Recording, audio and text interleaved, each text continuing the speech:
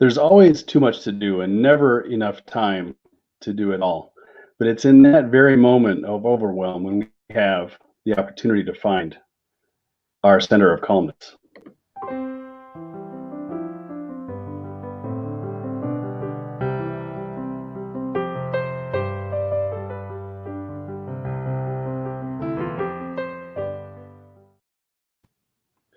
Good evening, everyone, and welcome back to another episode of Center of Calmness. Tonight, we are super blessed to have Christy Villasenor with us. Welcome, Christy. Thank you. First, I'd just like to ask, how are things with you in the Los Angeles area? How are you faring in the pandemic and with all the economic turmoil and all that that's happening at this time? Yeah, I actually live closer in middle of LA, I guess you would want to say that, but I had to temporarily move mostly because my guy had to work from home and I work from home, and trying to do that in a studio would not end up well because he's in a call center. So that would be a little weird. So we moved out here, and every now and then we see the smoke that's happening. Luckily, we're not near any fires. And so far, we feel pretty safe where we are for the fires and the pandemic. And we both still have our jobs, so we're still good there too. That's super glad to hear. Wow, so you've actually come through this fairly strong. That's great. Yeah, we both had very interesting in the beginning of our relationship. It kind of went all over the place with external things. So when this happened again, we just rallied up together and pulled through it the same way. Yeah, that's great. Sounds awesome. And that even in LA, which has been a kind of a difficult place, right? Very very early hit with the pandemic, and then as well the wildfires coming very close by. A lot of different elements of turmoil to deal with. And in the midst of that, your focus is productivity. Yes.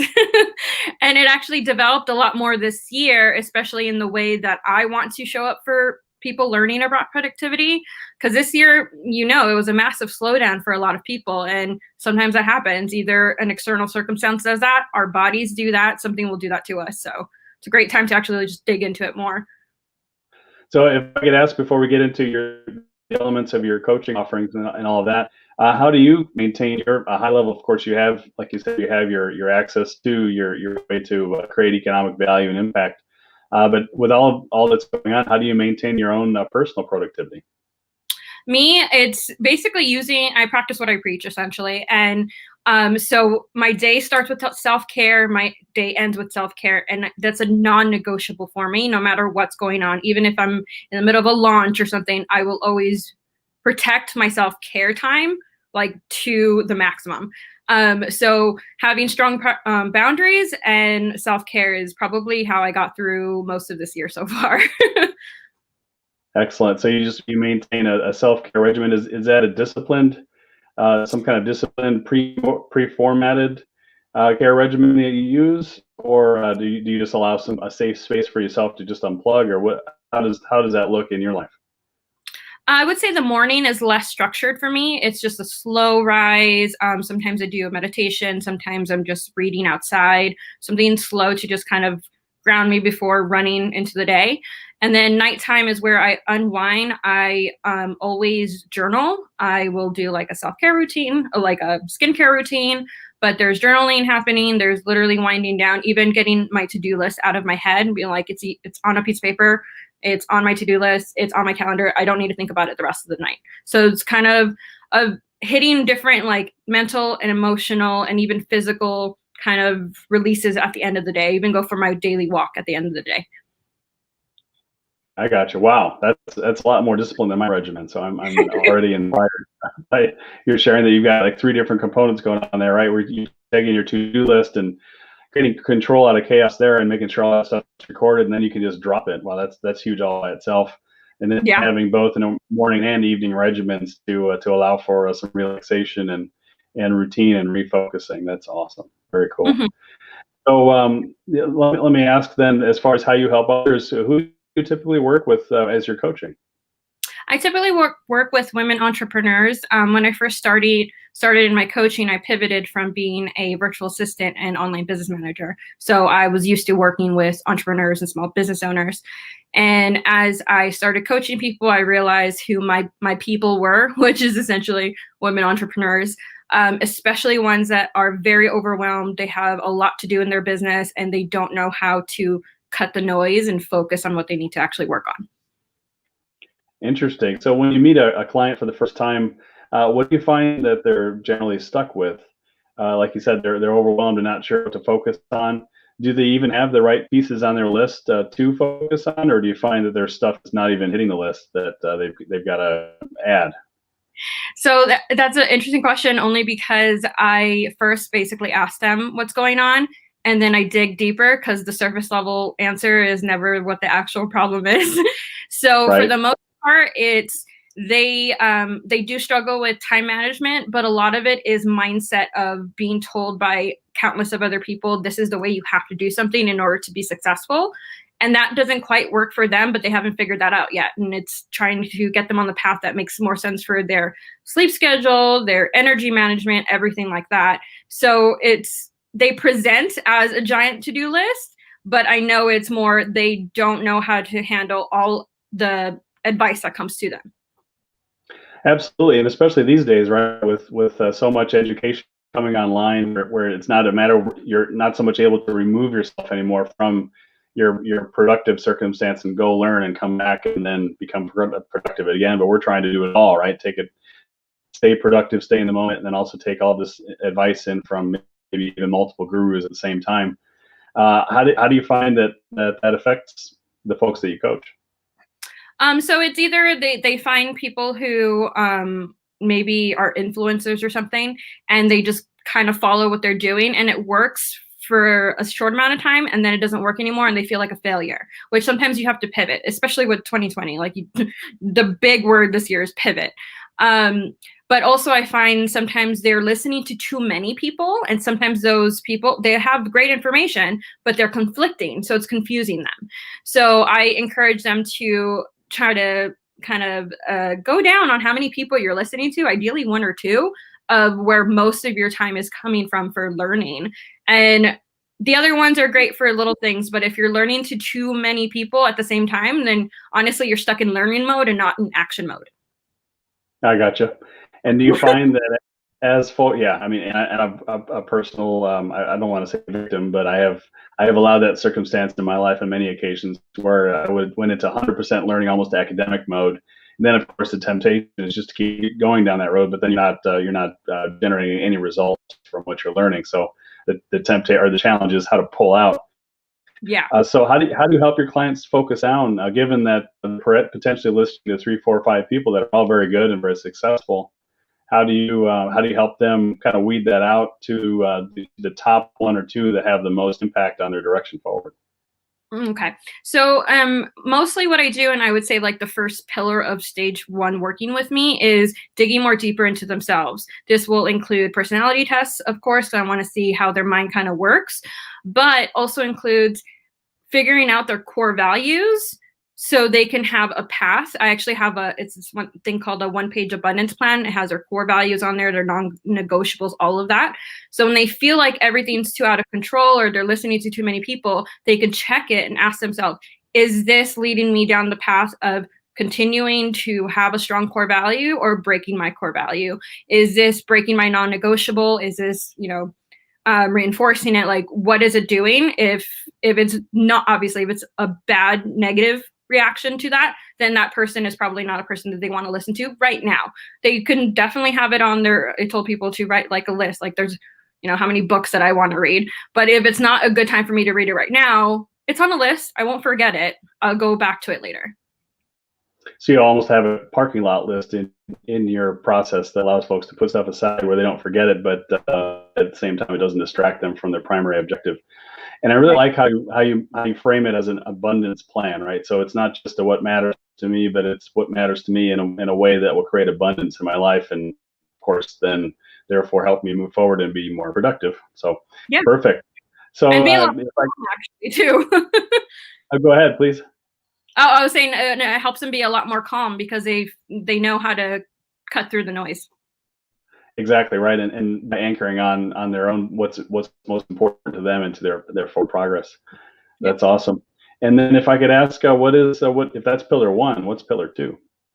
So firstly, it's self-discovery essentially. And then the next one is strategies that work for them. And this includes like the normal time management strategies. One of my favorite is actually the Pomodoro technique, but I supercharge it with adding rewards throughout the whole thing. So the second pillar would be all strategies, testing them out, figuring out what works for you, and continuing with those. And then the third one, my third pillar essentially is success planning and making sure that you know how to get through obstacles on your way, because every time you're going to hit an upper limit, you got to figure out how to get over that. I gotcha. So for those who may not be familiar, what is the Pomodoro technique? So the Pomodoro technique is essentially a productivity or time management technique. I was going to say technique twice. And what you do is it's a 25-minute focused time when you're only focused on one task. So this could be anything from washing your dishes to writing an email for your email sequence. It could be really applied to anything. And so you can do 25 minutes and then a 5-minute break and then another 25-minute round. And when you do 4 of those, if you do 4 of those, you should take a longer break after that. You might be hungry at that point.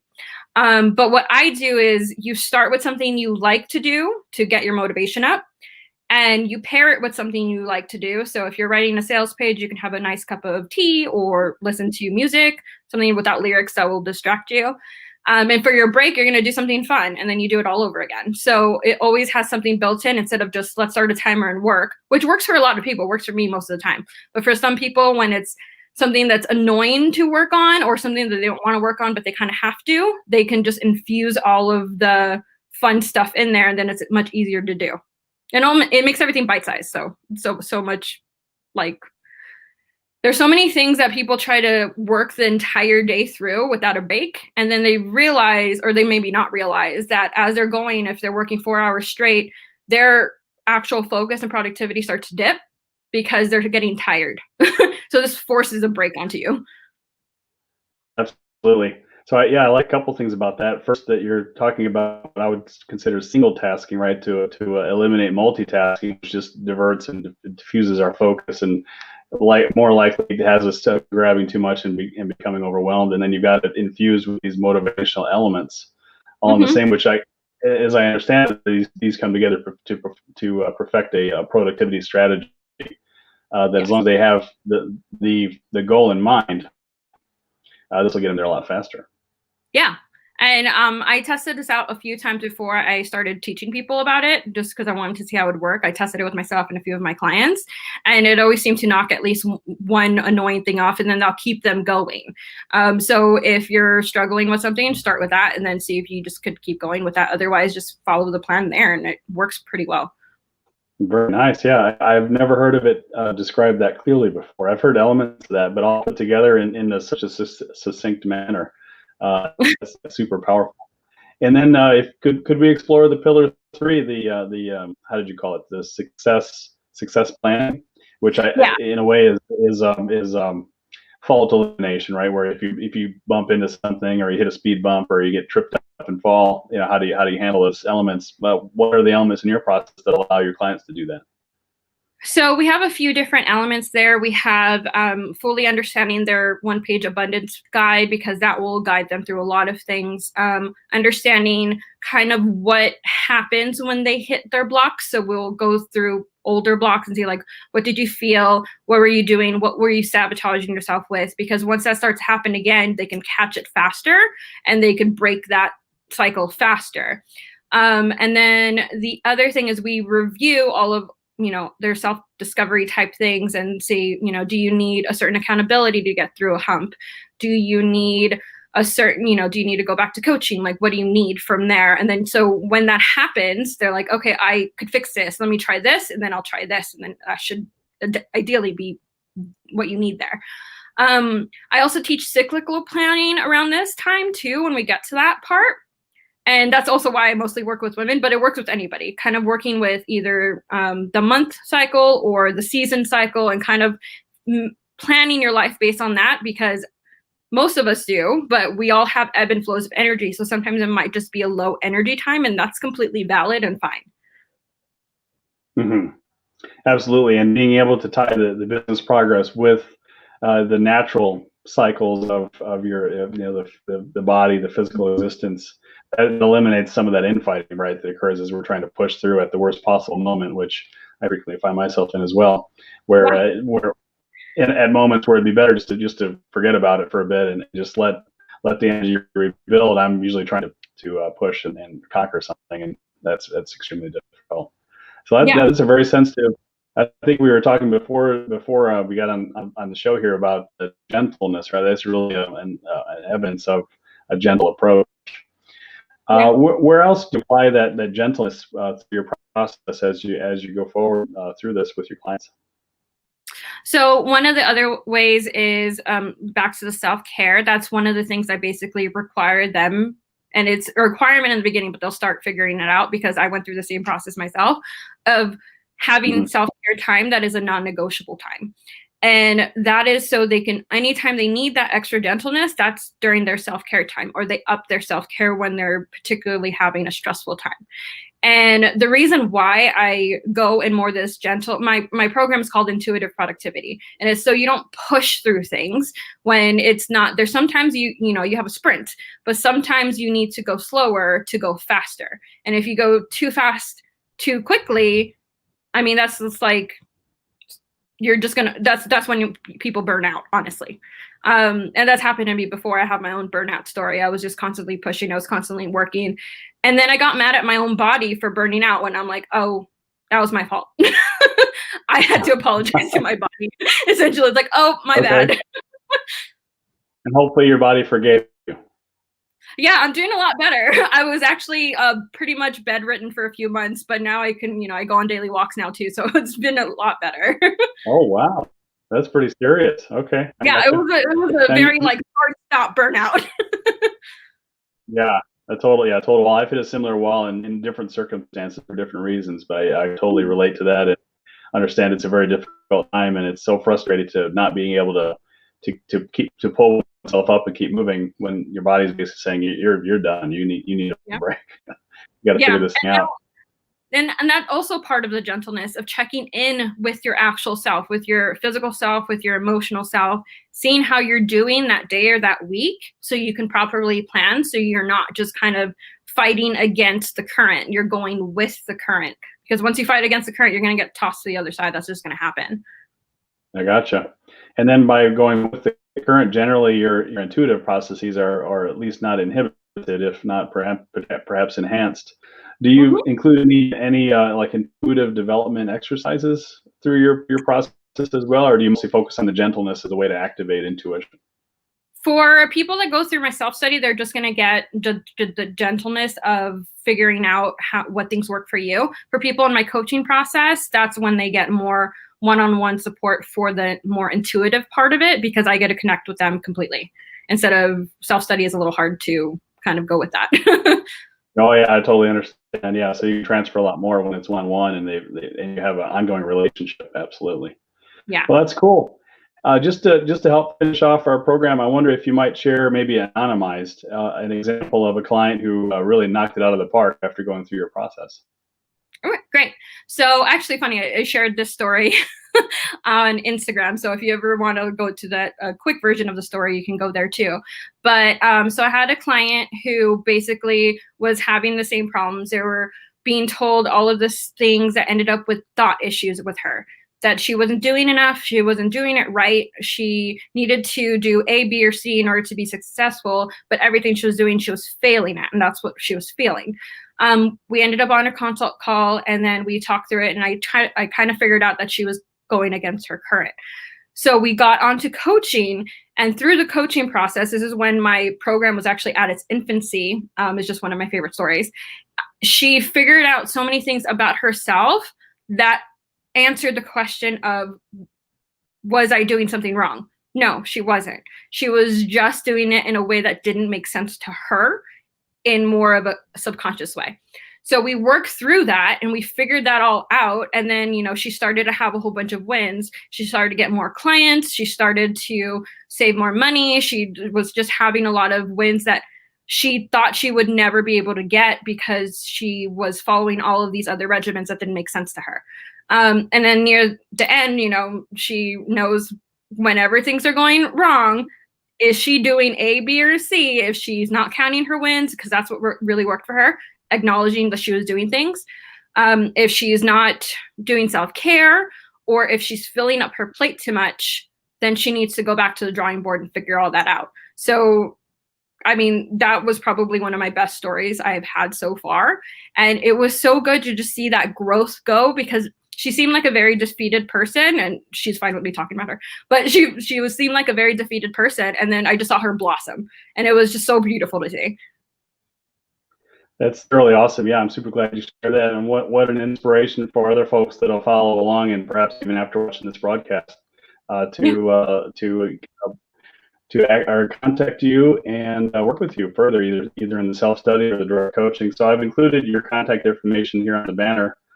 So this is Christy Villasenor, Instagram handle, Good Things Indeed, all one word, no spaces, and then even a website. And how about that? It's the same name, goodthingsindeed.com. So that's Instagram, Good Things Indeed, or goodthingsindeed.com. Indeed.